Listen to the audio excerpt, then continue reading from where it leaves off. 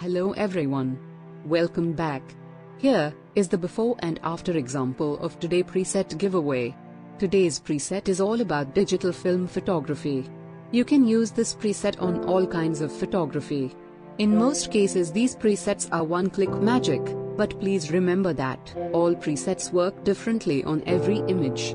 Because every image is different and shot in different lights etc., you'll need to tweak the exposure, white balance, after the preset is applied. Please watch the full video to understand the workflow of the preset. If you are new here and don't know how to participate in every giveaways, you just need to subscribe the channel and press the bell icon to get the every giveaway videos notification, and for rest, read the video description. Thank you for your time.